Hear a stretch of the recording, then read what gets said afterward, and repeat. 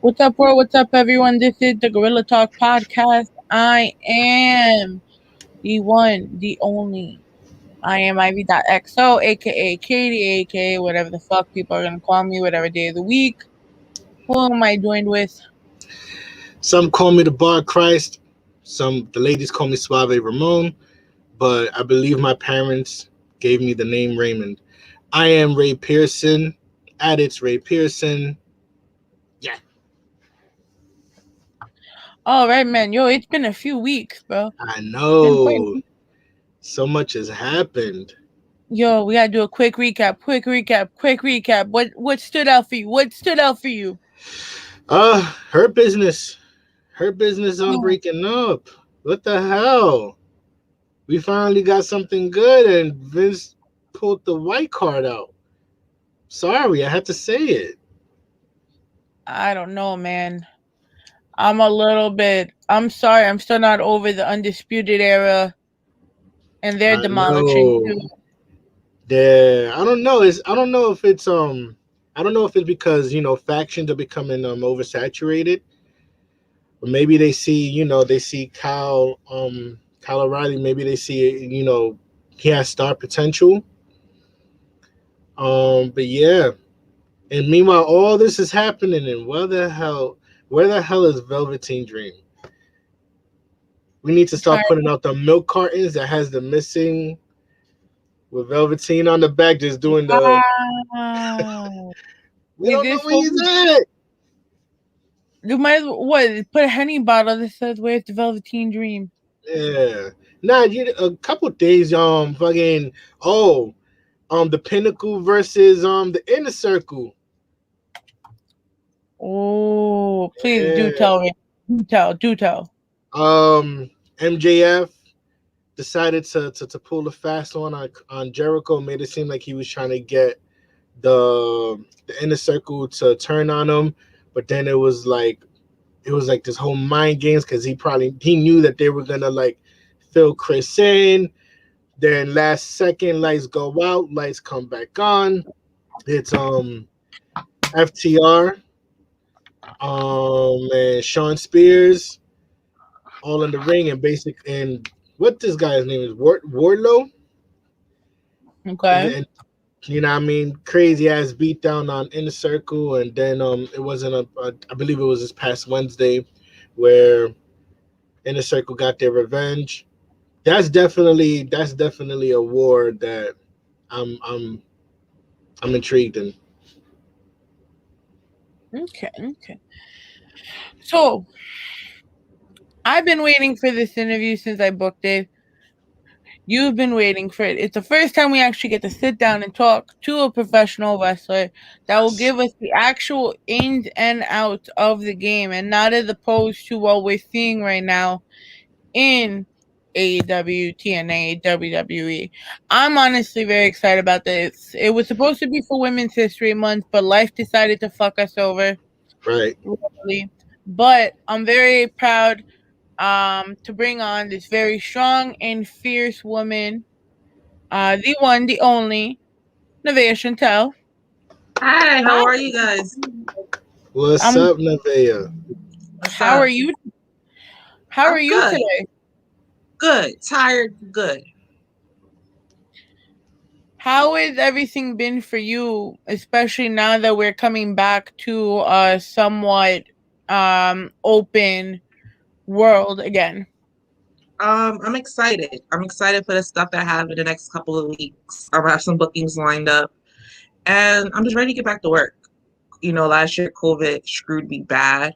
I was on kind of like a little hot streak, and then COVID just stopped my momentum. Um, and then despite this past winter, stopped it again. So, I'm just ready to get back to work. How was your life pre-pandemic as a wrestler? Um, as opposed to now preparing to wrestle again in a new way of life. Oof. Well, every weekend I was doing something, whether it was helping out at a show, wrestling at a show. It seemed like I was always at the Greyhound station going somewhere. Um, it was very busy. I was meeting a lot of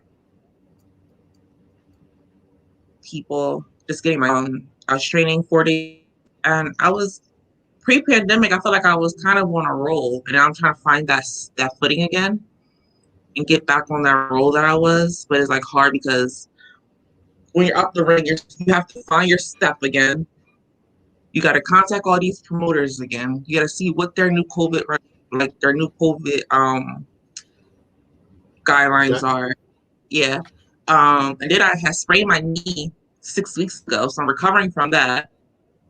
Even though right now I'm good. I'm good now. Like, it's not gonna take time off the ring, but it's just training now with it is just hard. So yeah, it's been rough, but I'm gonna thug it out and I'm gonna do what I gotta do.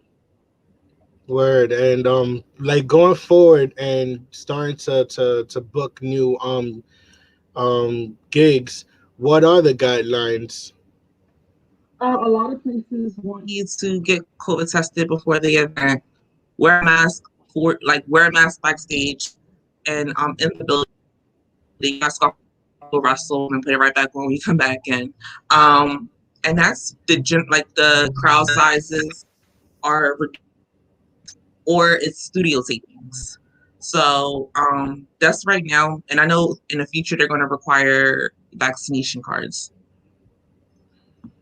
And how do you feel about taking the vaccine? Would you be interested in taking it, or do you feel like do you feel like that's a necessary requirement for right now? For now, yes. Like, look, I was, the biggest like the next person, but I want to do my part so I can get back to regular life. So if I gotta take this shot, I'm gonna take it. I hear that. Yeah. So take us through a day of training for you. So generally at the Monster Factory where I train at, we do 15 minutes. We run. We do brook steps, do high knees, jump. We do rolls, some simple like squats and things of that nature just to start us off. And then we do drills, training matches. That's the general. Okay.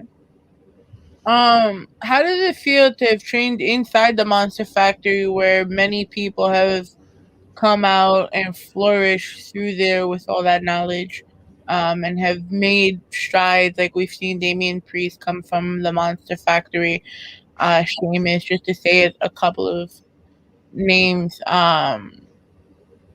Like I just feel like working out of this, it would be just a major accomplishment just in that alone.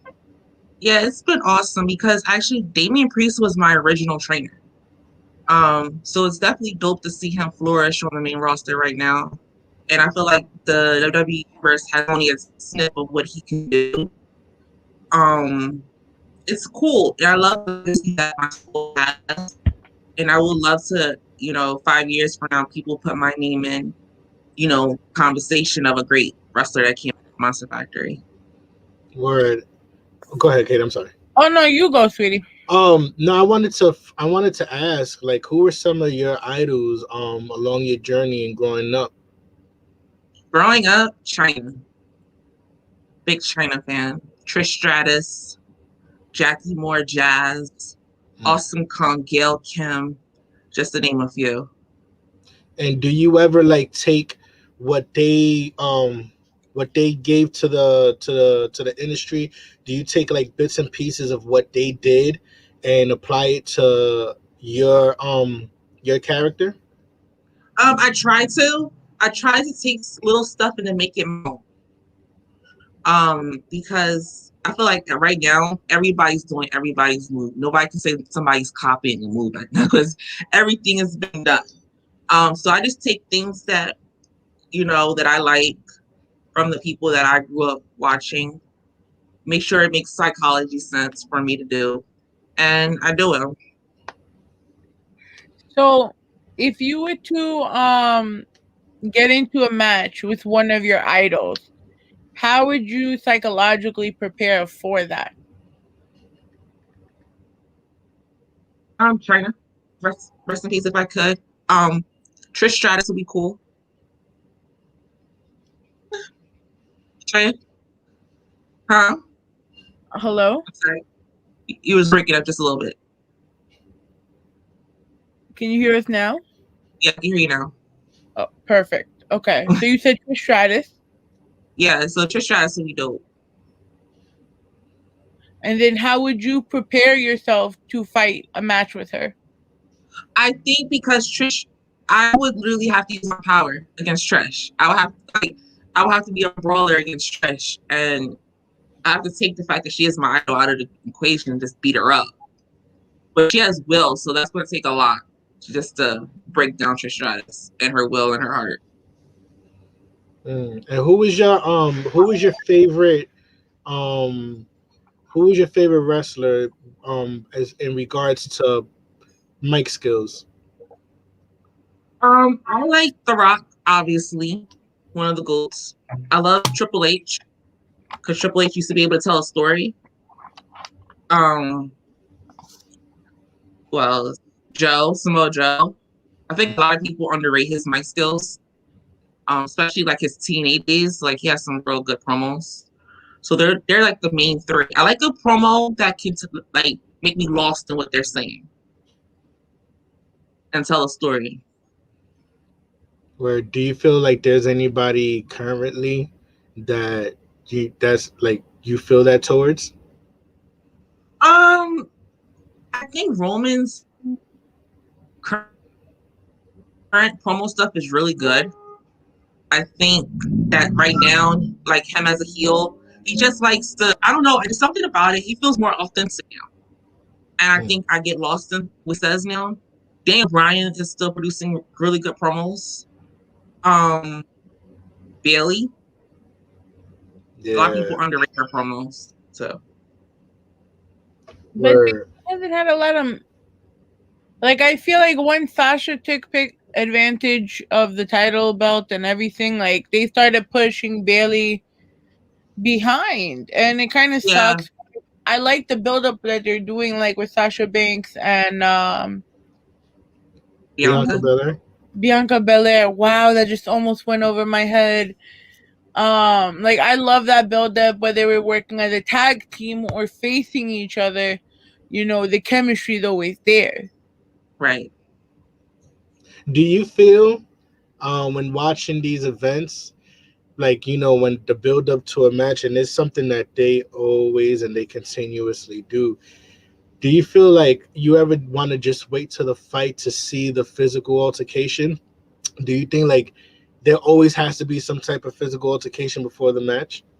No, and you know what? It's weird. I was talking to someone about WrestleMania 17. If you look back at WrestleMania 17 with The Rock and Austin, they did like, you know, little tit tat, but they didn't really go come to blows until the SmackDown before Mania. And you know how like, and it was like, oh my God, like it popped everybody because they were doing like bottom here, like really come to blows to the Thursday before Mania.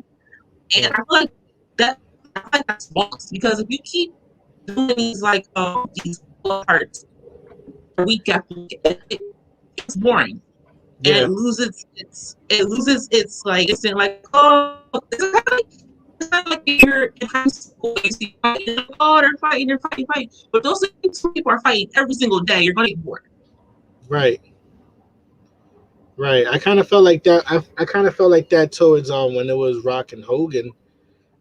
Like it wasn't when you can build something up to where it's time, and then it's like everybody is just on edge, like who's gonna do what to who.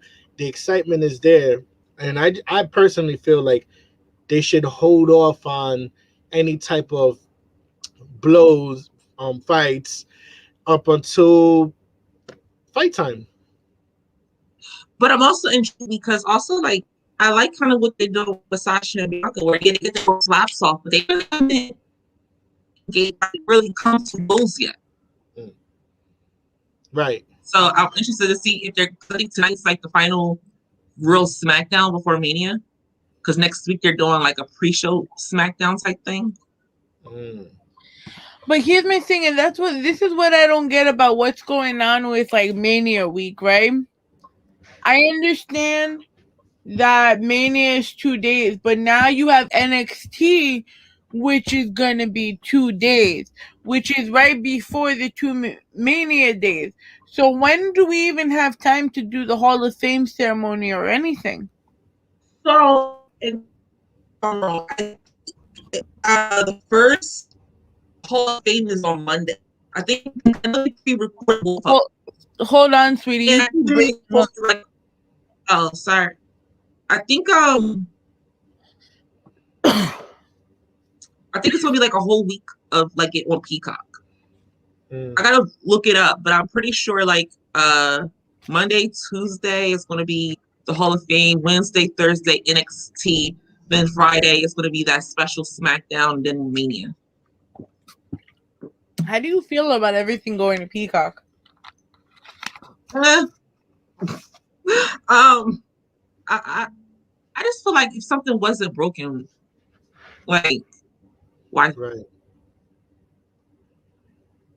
touch it? It was fine. I don't know if you guys remember when the network first came on.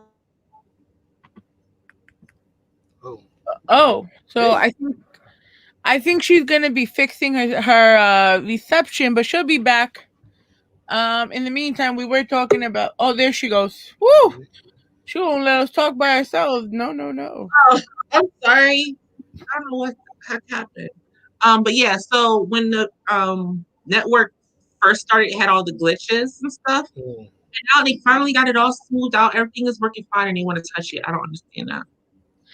I think because WWE lost so much money during the pandemic, even though they were trying to keep up and trying to keep with everything and even having the virtual audiences, it took a lot from them because Raw's numbers are still on the decline, while SmackDown, no house shows. Exactly. And SmackDown being the better brand, cough, Ray. No, hey, they're on Fox. They better be the better brand. Right.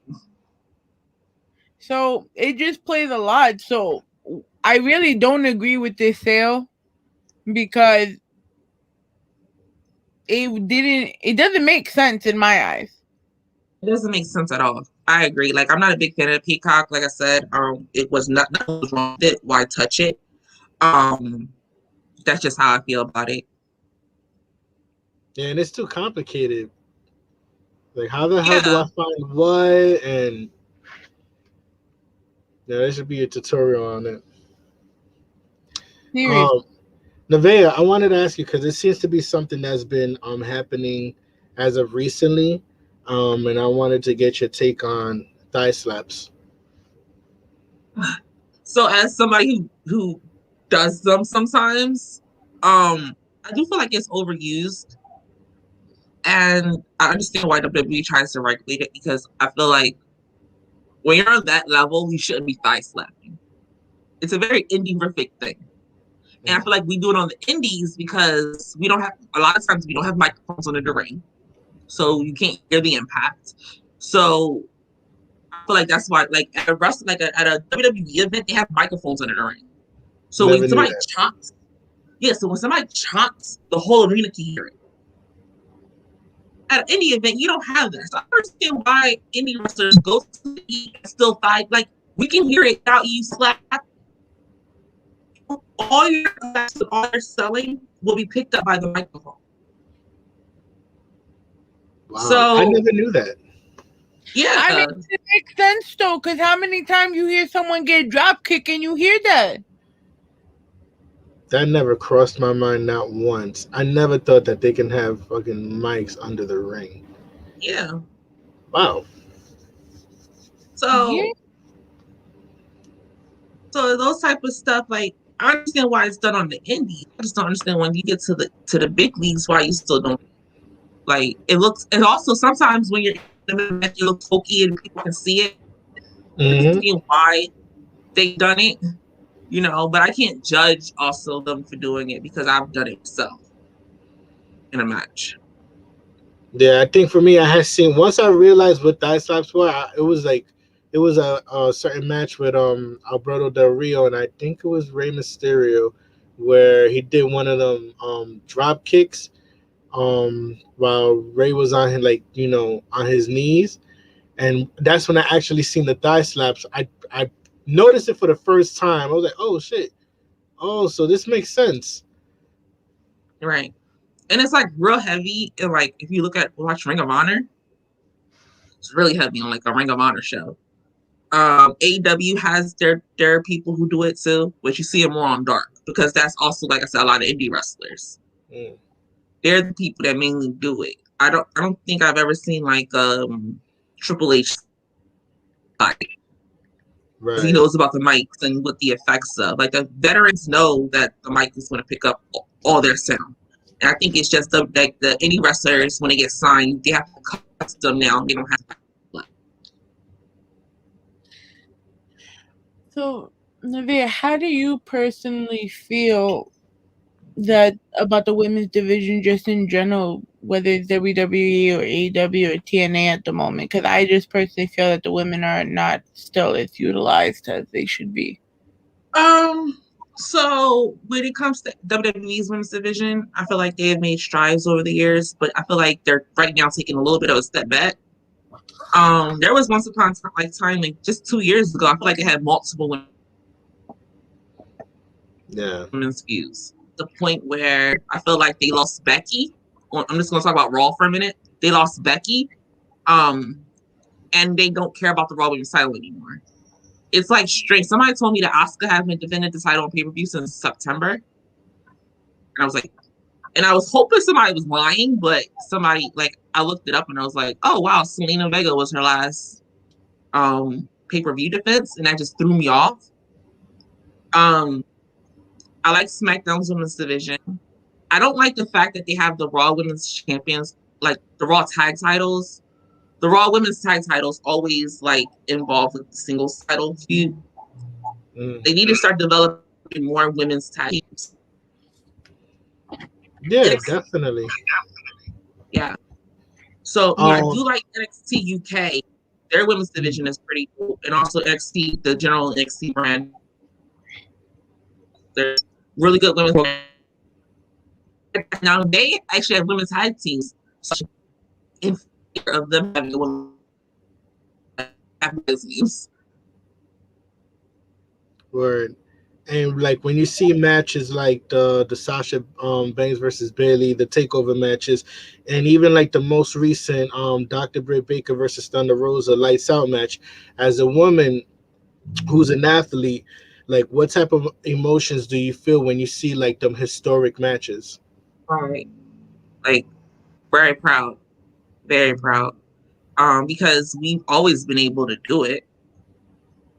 You know, the match, I think it's just always about giving us the opportunity to show that we can do it.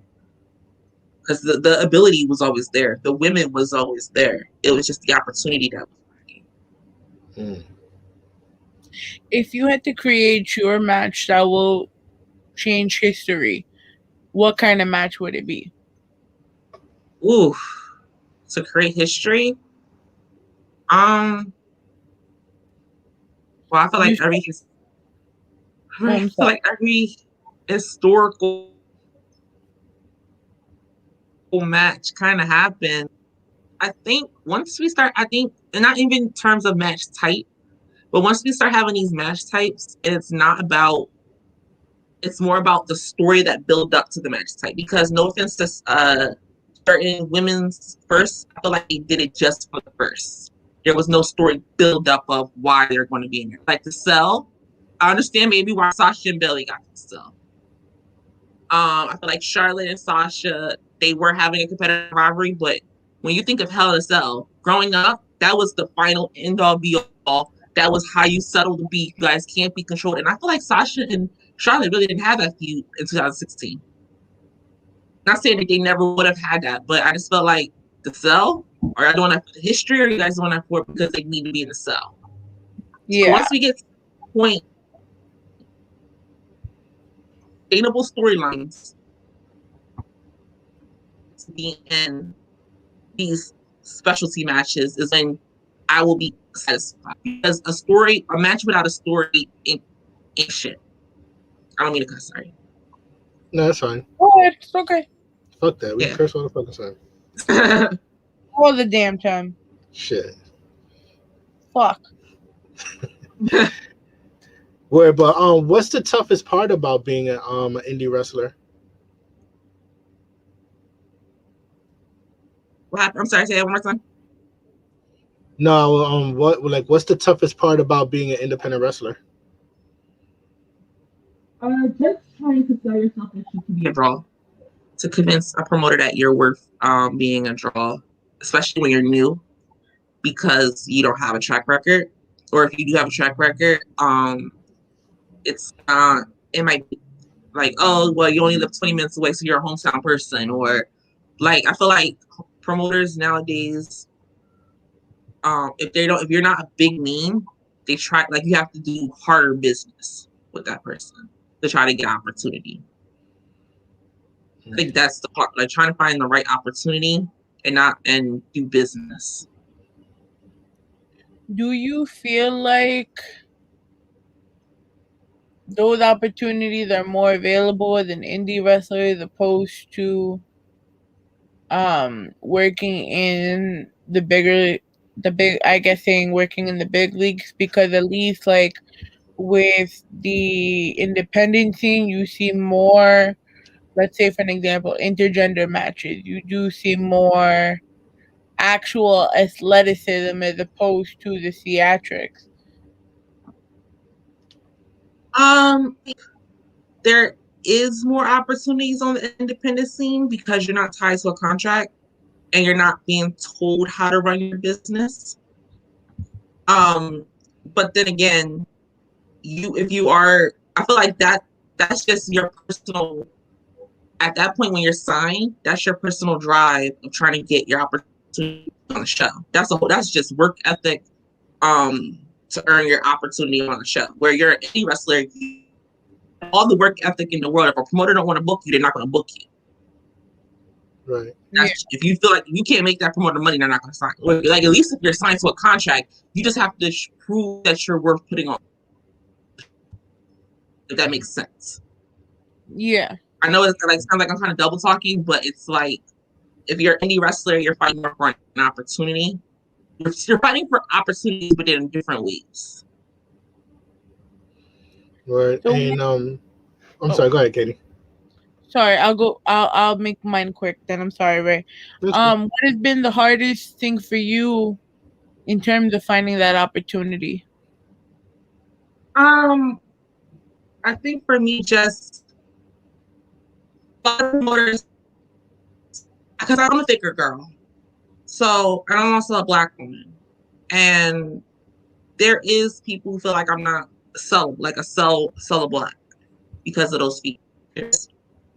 And they're especially in the New Jersey area, like a lot of times I have to wrestle down in New York because I get more opportunities up there.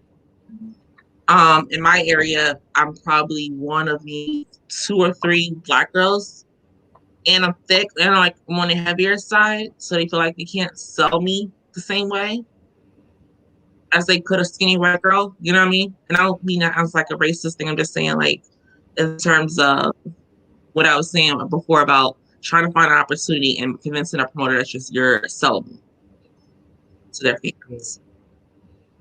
And speaking of contracts in the wrestling world, could you shed a light on what is an independent contractor? It's basically you are your own business, so you have to take care of your own travel, your own health insurance, your own bills, things of that nature. You're essentially not an employee. So you don't get the same employee rights. Okay. And you say you're from Jersey. What part of Jersey?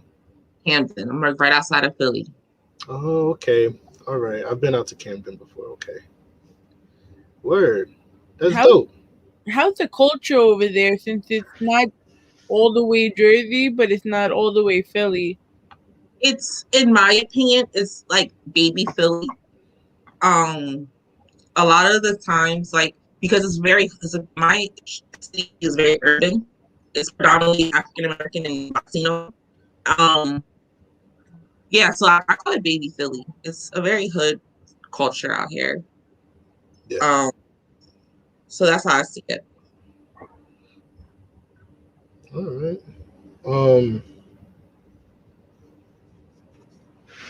Right.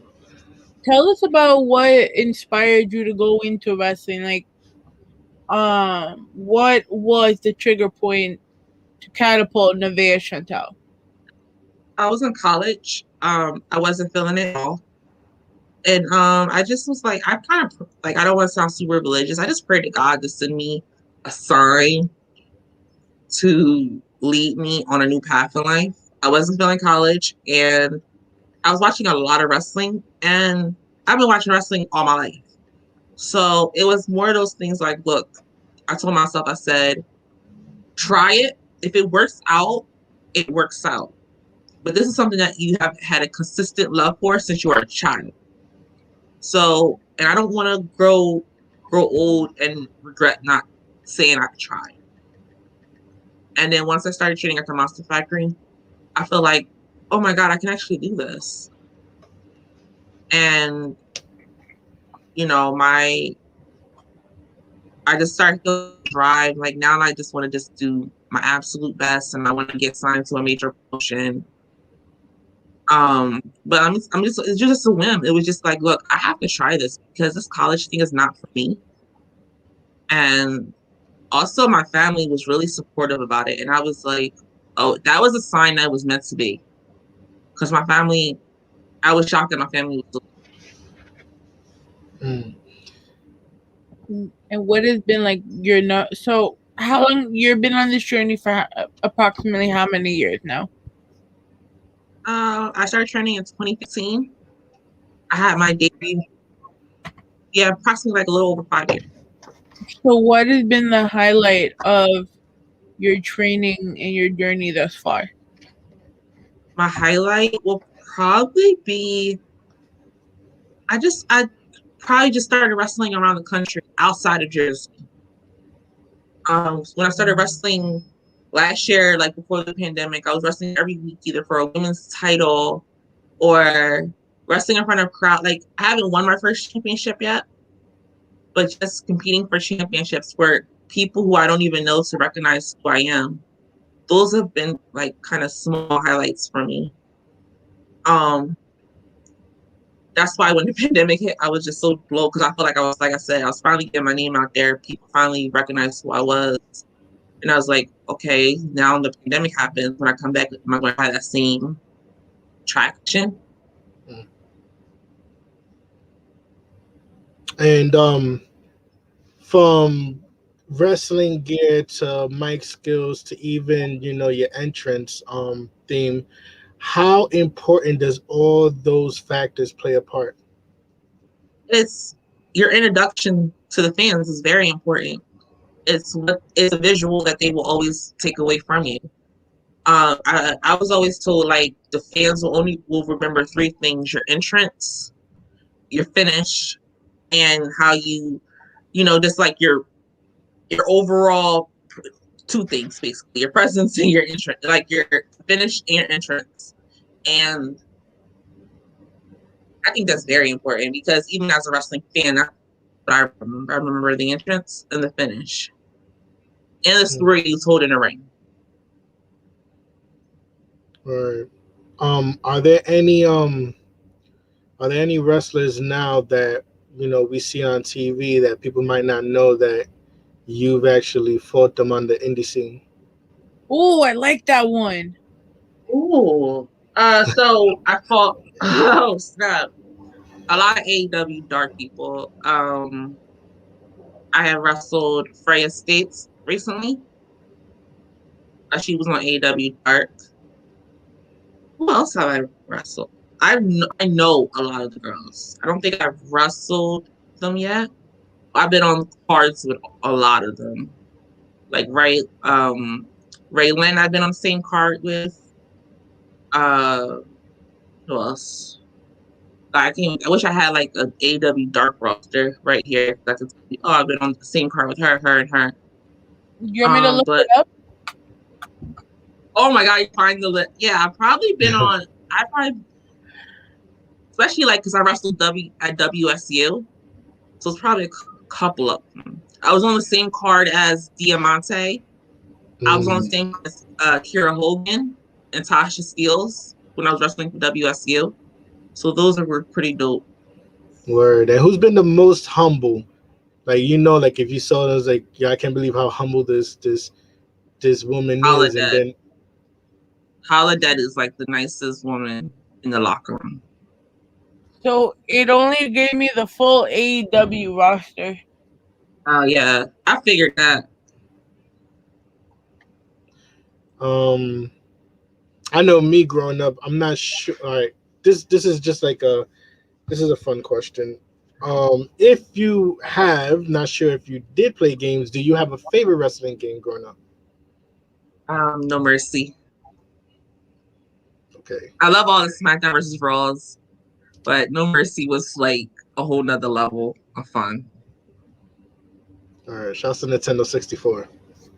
Yes. Nintendo 64 had the better of the wrestling games. I'm sorry. Like, as much as I appreciate the real liveness of the 2Ks and whatnot, even though 2K20 was a dub. Oh yeah.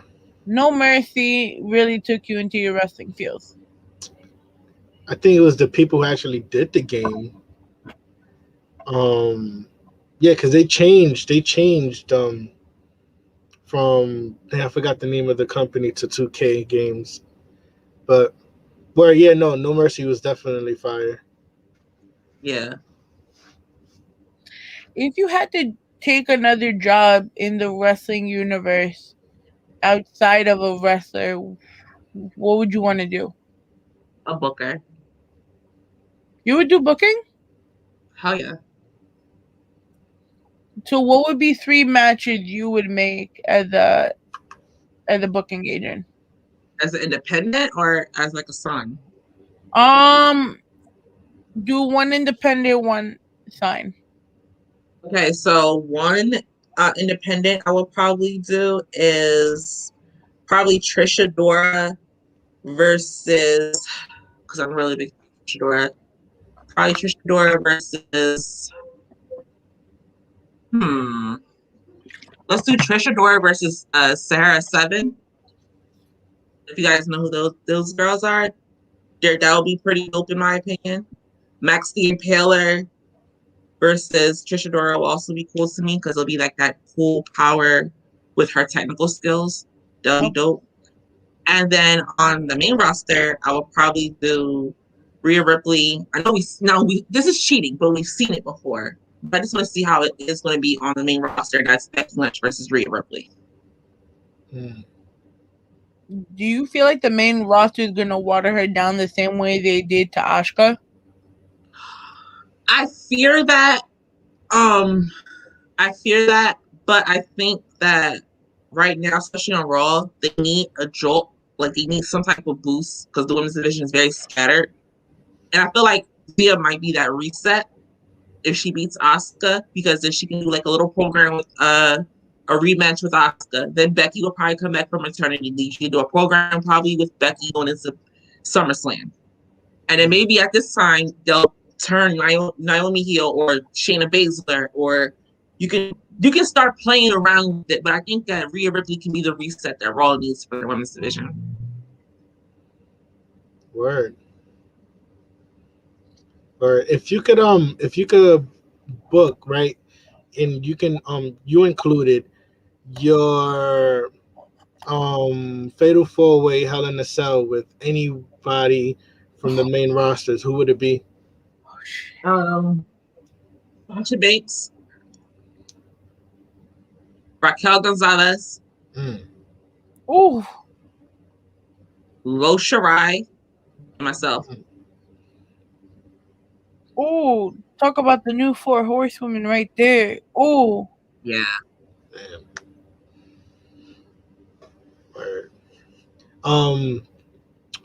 What are you looking forward to come Mania weekend? Well, I'll be down there in Tampa, so I'm looking forward to being at the Collective. I really want to see For the Culture show. I really want to support the Real Hot Girl Shit show. I'm going to finally, because I've been a real big fan of Violence and Suffering, so I'm glad to see I can finally see their show live. Bloodsport, I'm going to watch live. And I still haven't figured out all the shows I want to go to, but I'm just looking forward to kind of stepping back and just watching the wrestling scene, and be like a little fan again.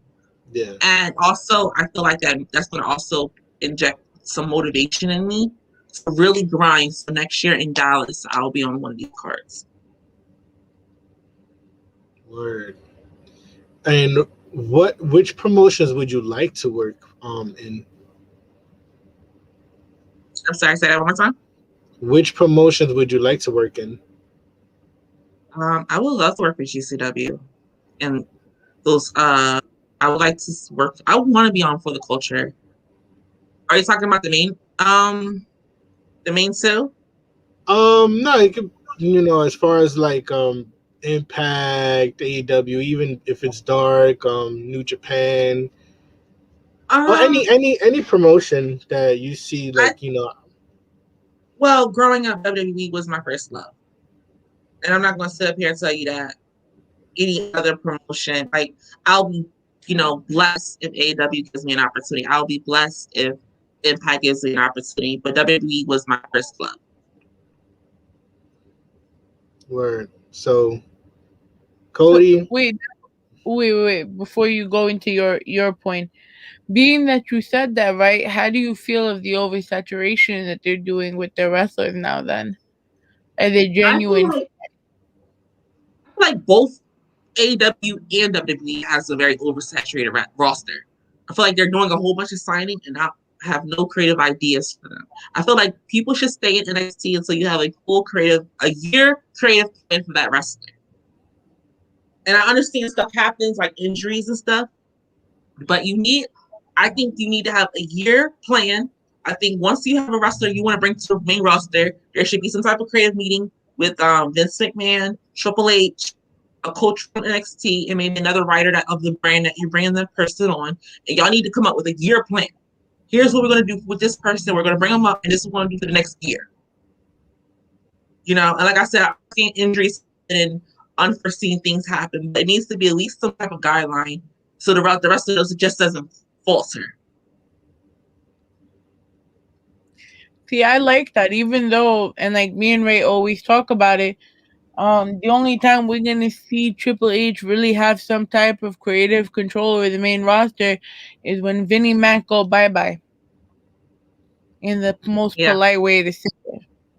Yeah, because these rosters are oversaturated, but they're not using anyone. Look, this Peyton Royce, she got her match after talking smack. Why did it have to take for that to happen? Peyton Royce is a very talented wrestler. But she's not the only one that's happening. So you have, Naomi that this is happening to. You have people like Sheena Baszler and Nia Jax. There's no reason why they're in a tag team right now. They could have had a banger feud versus 1-on-1. Right. The Riot Squad are a legitimate tag team, and you barely see them on SmackDown there. Like it's weird that only one of the 4 horsewomen have a WrestleMania match this year. It's very strange. It's like and also one of these shows have 3 hours, and you had one women's match. Yeah, and you had one women's match. Yeah, that's crazy. But you see more in NXT than you for women than you do in both on the main roster. I'm sorry. Very true. I'd rather watch NXT or AEW just to watch women's matches. I agree. And also, I've been saying NXT UK, I know that's kind of like a lot of people don't talk about it, but they have a really good women's division. I've been watching them heavy lately, and they have really good women who can make an impact in WWE. And Piper Niven is awesome to me. Right. If you could sit down with someone and pick their brain about the industry to where you can use it in what you do going forward, like who would you love to pick the brain of? Jazz. I think Jazz. She's still on the. She's on Impact now. She's still on the Indies, so she has about a good 20+ year career of just knowledge. I would love to pick her brain. Another fun question. Hold on, wait, what was it? Okay, WWF magazine versus the WWF ice cream bars. Which one are you reviving? WWE magazine. I know magazines are dead. I know, but that was like my thing growing up. Like I used to, when my mom was grocery shopping, I would take a WWE magazine and just try to cure my boredom and just get lost in the pages. So WWE magazine. Right on. What type of mindset does it take in order to be a professional wrestler? You have to know who you are and what you want, and don't let everybody who's going. I feel like everybody has a plan for you, but if you don't know your own plan, like you're going to end up doing other people's ideas and other people's plans, and you're not going to be happy and fulfilled in professional wrestling. Know what you want in professional wrestling. Always know and put that first. Yeah, people can have ideas and that's nice, but if you don't like that idea, you have to be true to who you are and your plan for yourself. So if you had to tell somebody that was starting out in your position, words of encouragement, what would you tell them? You said it one more time. My internet's still acting wonky. If there was somebody if there was a younger Neveah Chantelle trying to go for a wrestling match, to go for their first title defense, to go for something, what would you tell them? Trust your instincts. Speak up for yourself. Do things that you're only comfortable doing. Don't let nobody say, "Oh, that's a cool spot. Do that." If you don't like it, say you don't like it, and come up with something that you like. And don't be afraid. Like I said, don't be afraid to use your voice. I wish when I was starting out, I spoke up more about things I wasn't comfortable with. So now you have full creative control over your character, over your finisher, and everything? Yes. Like right now, I think also the pandemic did something to me where I now know my worth in a strange way. So I feel like I do speak up now, and because I'm not afraid to say my first couple of matches, I used to let my opponent just kind of take control, but now I speak up and I say what I want in my matches. Right. And what is playing in your ears before you're in the locker room, knowing that you're up next, you're listening to whatever streaming platform you're listening to. What's in Neveah Chantelle's ears before the match? So the mark in me is listening to Triple H My Time. I am. I have a whole play. Like I can, maybe one day I'll reveal my whole playlist, but mainly I'm listening to Triple H My Time. I listen to my theme song. Also, to think what kind of intro I want to do, but I listen to still Black Widow because it does like some that type of transformation in my head. I listen to what else I listen to? I listen to like a lot of old school WWE. Tessa's old theme song from the Attitude Era. I listen to that before a match. And it just gets me going, and it just reminds me of, I love this all my life. These are the songs I listen to. So it's pretty cool. I love my little pre-match warm-ups that I do to myself now. Do you think Volume 4 was their best soundtrack? Huh? Do you think their Volume 4 of the WWE Volume 4 was their best soundtrack? I think their best soundtrack was Pie. Remember the Pie one? I think that was Eddie Guerrero's theme song was on it. China's theme song was on it. Lita's It Just Feels Right theme song was on it. I'm not sure which volume that was though. It was The Rock. It was The Rock on the cover. He had and it had a pie on the cover of it. Okay. 2001, I think. 2001 or 2000, late 2000. Turn It Up, Too Cool song was on it. That's like my favorite. And Reckless Intent was a good one. They should definitely bring back the volumes. Yeah. They now only do Uncaged, which is like the unreleased Jim Johnson tracks. Mm. Who would you want to do your theme song, your entrance music? Meg Thee Stallion. Really? If I had to pick. Yeah. Ooh, you want like a body yaddy yaddy type of theme song? Like go down the ramp like yaddy yaddy yaddy yaddy yaddy yaddy. You know what? Back when I used to team up with Camden NJ, we came out to Dojo Cats, Tia and Tamara, and it was a bop, and everybody liked this. So maybe I should come back out because I come up with this dark ass music now, and maybe I should go back to that type of body yaddy yaddy music. How has your character progressed over the last 5 years? I'm starting to figure out who am my character now. I think at first I was just very generic, big girl, cute type chick, and then I think after the pandemic, I started embracing because as a plus size girl, I feel like we're always stuck in being a monster, being the powerhouse, and I feel like, especially like my social media, like I feel like I'm also like I feel like I'm attractive, especially when I'm all glammed up. And I feel like I'm like, yo, I can sell sex and I can sell confidence and I can sell beauty and still kick your ass in the ring. So I feel like the evolution of Neveah Chantelle is starting right now, like over the last couple of months. And especially like next week, I wrestle for Titan. I have new wrestling gear. So the evolution is always continuing. I'm always developing this character. And I'm excited to see what's going to happen the next couple of months. Because I'm always coming out with new. And where is this fight next week? I'm wrestling for Titan Championship Wrestling in Toms River, New Jersey. What day is that, Ray? Maybe we need to pop up to New Jersey. Well, I need to pop up to New Jersey. You already know that. April 17th is in 2 weeks. Oh, April 17th. Okay. I gotta make Ray check his calendar because you know. Yeah, no, that's a Saturday. We got so. Where so like what is a move?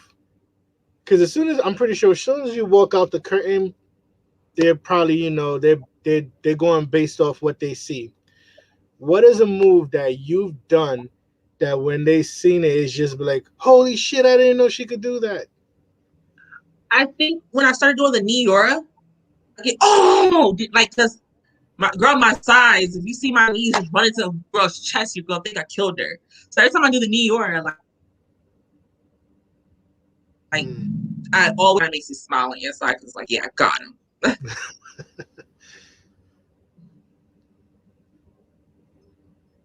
If you had to take up a new try to work on a new move that you never attempted before, what would you want to try?